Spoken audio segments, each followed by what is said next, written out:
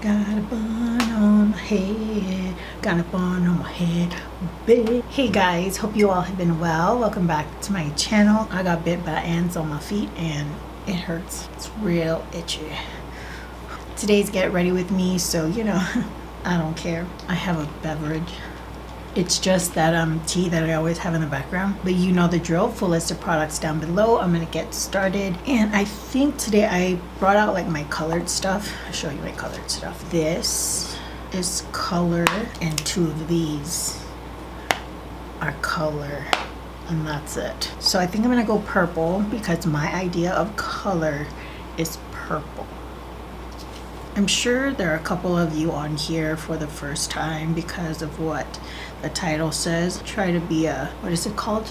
Clickbait. So the title says, Dear MAC Cosmetics. It's gonna run along those lines. I have a lot of MAC content. That's how I've gained majority of my subscribers. That is where majority of my views are from, and this dates years back. I was first introduced to MAC in college around 2006, I would say, is when I started really getting into MAC and buying from them, and I bought a lot of stuff. My collection was huge, and I would throw down sometimes $400 or $500. It made no sense to me to go to MAC and just spend $100 because that meant I would only go out with 3 things maybe. And I have a video on like makeup addiction and wanting to build a collection and stuff like that, but MAC was where it all started. And as someone that has been around kind of from the beginning of social media, when MAC was everything, it was the standard, and I don't think there was ever a brand after them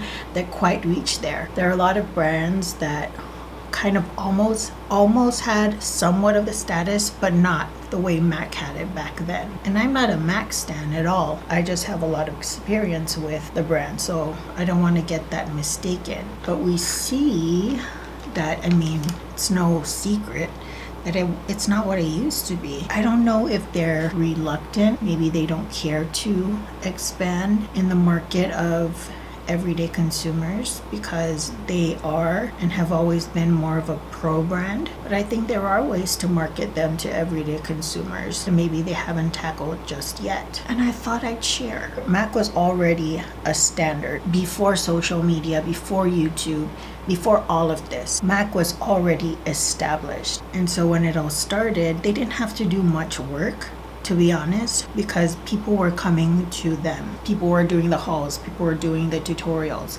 using their stuff without the need for them to do any sort of branding. And because there weren't that many other brands on the market and they were edgy but also had, you know, bridal colors, bright colors, smoky colors, they had everything. It was hard to compete with what they were already giving, and they were more catered to the younger audience. It wasn't Lancome or Estee Lauder. It was a bit more edgy, but they've lost their magic over the years, and I know that there are a couple reasons for that. One, because they just really haven't been coming out with more innovative stuff. They were relying on a lot of the things they already had available. Some of the trendier stuff they'd be late to the market on. A lot of other brands came onto the market, and now you have them catering to different audiences. And then the whole testing on animals in order to sell in China. I wouldn't say it was the biggest one in my opinion, but I mean, it definitely had an impact. So there's a lot of different factors. So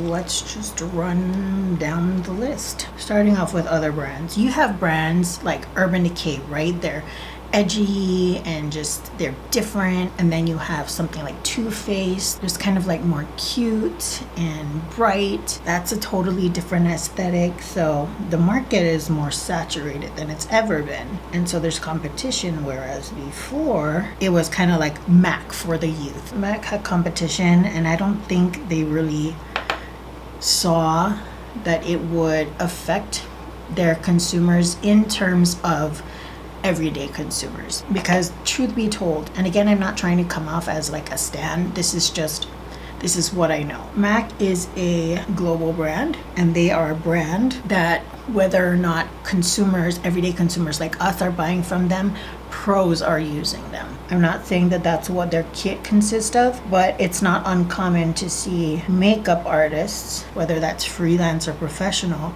have MAC products in their kit. So maybe they didn't see how much these other brands coming in were affecting them in terms of the everyday consumer, because they had other clientele, like the professionals, like the people that do celebrity makeup globally. This is not just within America. And, you know, touching base with cruelty-free makeup, in order for makeup to sell in China, and I'm not sure if there are other countries that do this in order to sell cosmetics, in order to do that, there is testing that needs to be done. And I know that a lot of Westerners, I'm not saying that other people from other countries aren't cruelty-free, but it's very predominant in the Western area that are very vocal about being cruelty-free, which MAC is not. And I do want to spend some time for maybe people who don't quite understand maybe why MAC isn't going cruelty-free.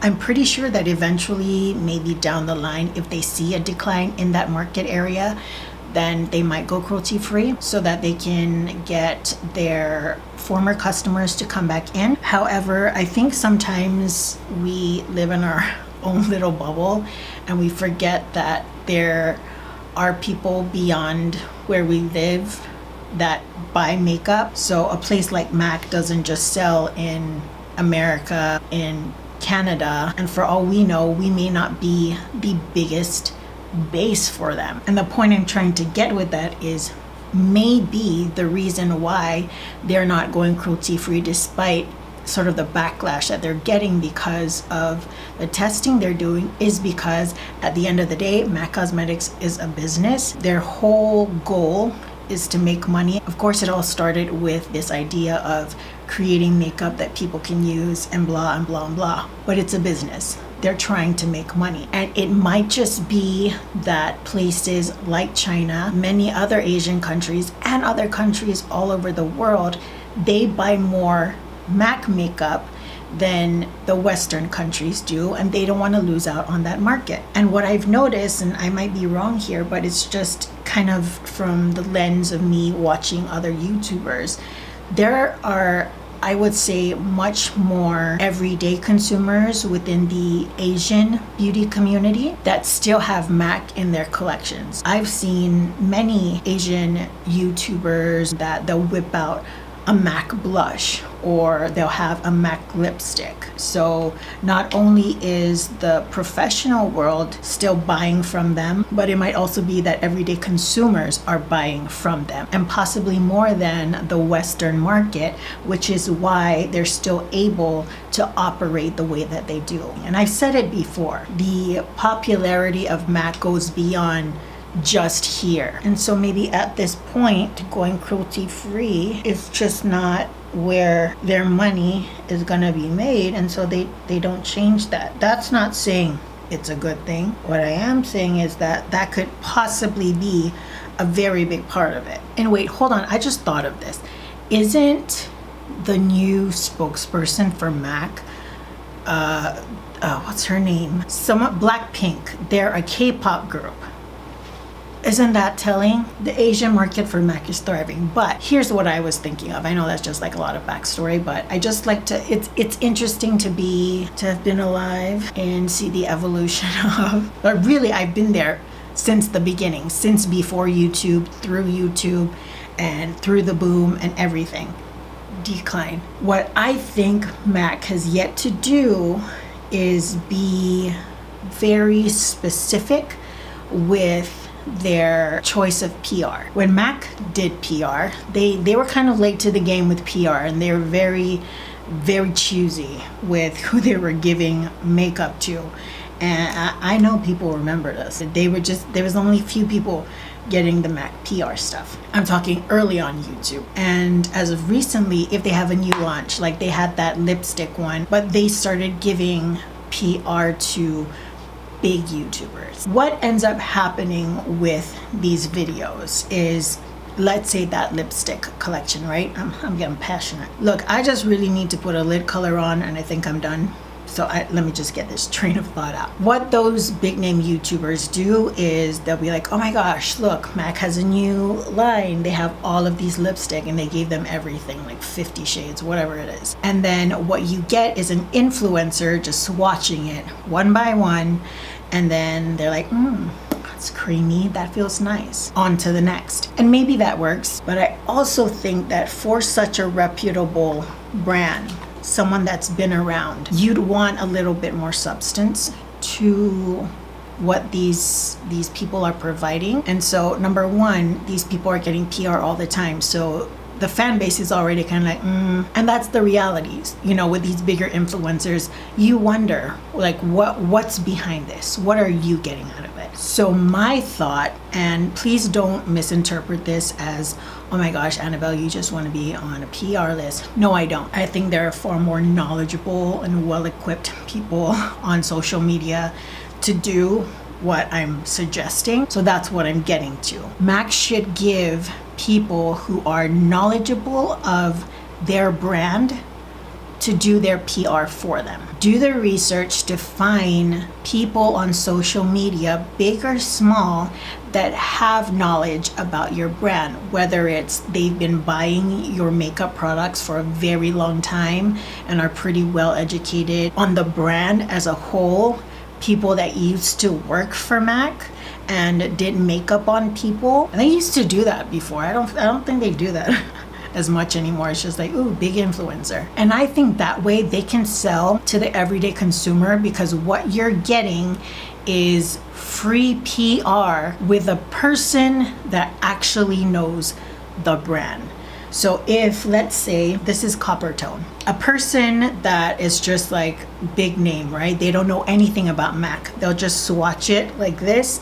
They'll put it on their cheek and they'll be like, oh, it's like this color and it's cute. But someone knowledgeable of MAC and their products will go, okay, this is copper tone, it's a matte finish. If you were wondering what the finish is like in comparison to the satin, it's this shade would be really good for people with NC to NW. If you want something with more of a peachier look, you might want to go with something like gingerly. You see what I'm saying? People that know products can do that for the brand without even asking. Maybe there are new matte lipsticks coming out. They can compare colors to older favorites. They can tell you what shades it'll look good on. And if this one doesn't look good on you, they can tell you, okay, maybe if you're a lighter skin tone, go with this one in their regular line. Or if you have a deeper skin tone, go with that one. People that are knowledgeable can do that. And I'm sure there are some people that are getting the PR currently that are able to do that, but not everyone. And you know it.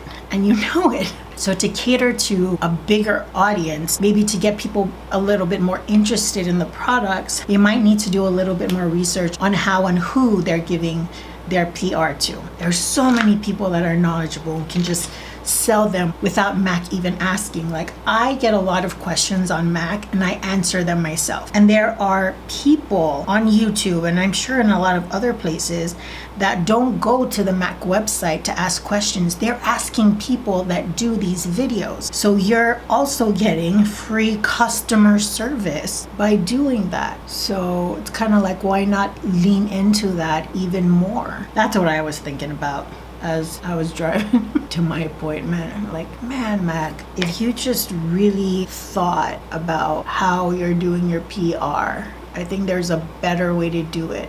Because there are a ton of people on here that can sell your product because of the knowledge that they have. And I would think a brand like MAC would want that, because I'm a small YouTuber. Most of my comments are questions about MAC. Case in point, a recent comment that I just got. Thank you so much for this video. It helped me decide between Mocha and Blush Baby. I get comments like that all the time. And I've never worked for MAC. I wouldn't say I'm the most confident person about my MAC knowledge.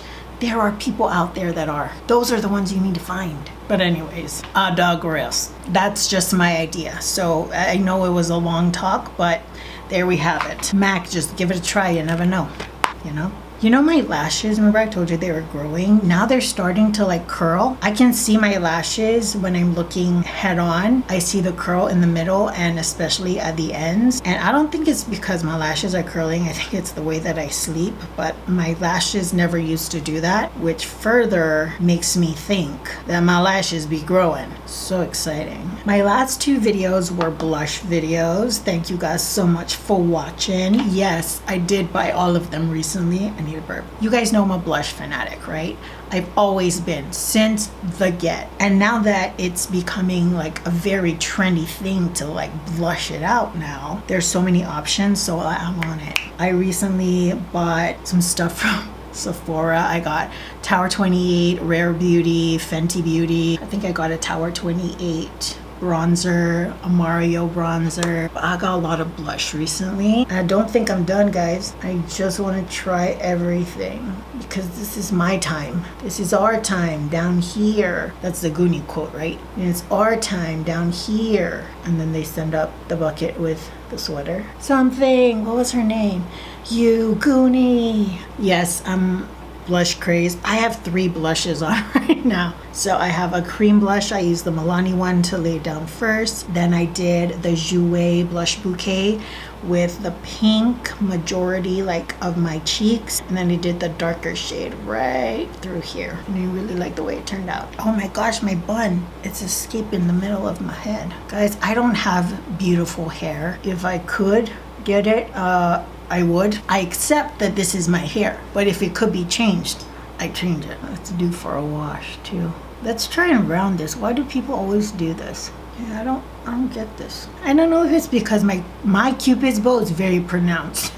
So it's very obvious I overdrew right on my Cupid's bow. Alright guys, there you have it. Here is our final makeup look. Our work here together, and I'm sharing this moment with you. As I mentioned earlier, a full list of products will be listed down below for you guys to check out. Everything that I showed you on camera, as well as the base makeup that I already had on. You can also check me out on Instagram. There I post a photo of all my makeup looks, past, present, future. Just be on the lookout of the photo along with the full list in the caption. Till the next video, I hope you all are doing well, taking great care of yourselves. I will see you all next time.